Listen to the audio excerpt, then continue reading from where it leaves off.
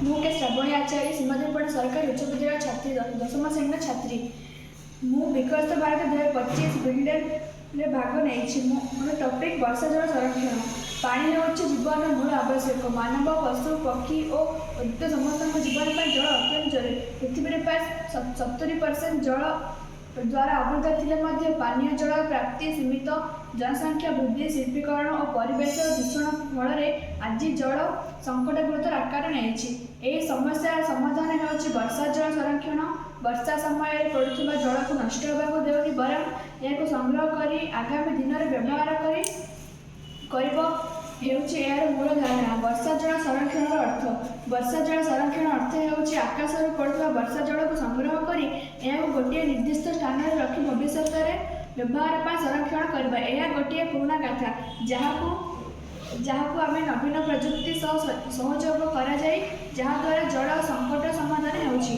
वर्षा जल संरक्षण प्रकार यही प्रणाली घर बा ऑफिस भवन छाद उपर पड़ुवा वर्षा जल को चानेल पाइप द्वारा फिल्टर माध्यम टांके संग्रह कराए। यही जल को पर घरे काम पानीय और गछपाला व्यवहार कराए।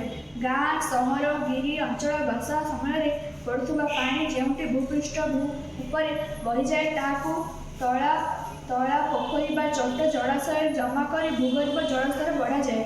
वर्षा जल संरक्षण प्रणाली अंश संग्रह स्थल जोटी वर्षा जल पड़ता है छाद माटी इत्यादि। संग्रह पाइप बा चैनल जहाँ जल को टांकी पर्यंत नहीं था। फिल्टर जलर मलिनता और धूलिकणा काढ़ापी। संग्रह टांकी जल को भंडार कर रखापी। ओडिशा रे वर्षा जल संरक्षण। ओडिशा एक वर्षा प्रधान राज्य हेले अनेक अंचल ग्रीष्मकाल जल संकट हुए। सरकार जल संचय जीवन संचय योजना आरंभ कर जहाँ माध्यम विद्यालय पंचायत और ऑफिस वर्षा जल संग्रह प्रणाली स्थापित गंजाम केन्दुझर बरगढ़ जिले में यह प्रणाली भल भाव चली। लोक अवज्ञा ज्ञान अभाव आर्थिक समस्या रक्षणाबेक्षण अभाव सठिक प्रणाली नथिले जल दूषित होबार आशंका। समाधान सरकारी और सामाजिक संस्था द्वारा सचेतनता कार्यक्रम। प्रत्येक घर स्कूल और ऑफिस वर्षा जल टांकी स्थापन। छात्र छात्री मध्य जल बचाओ अभियान आयोजन अनुदान और सब्सिडी दे लोक प्रोत्साहित।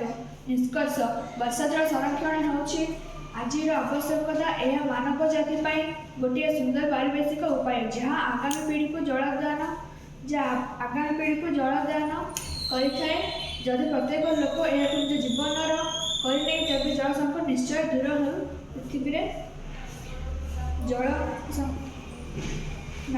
नारा वर्षा आसिले जल संग्रह कर जीवन जल संरक्षण तोर दायित्व।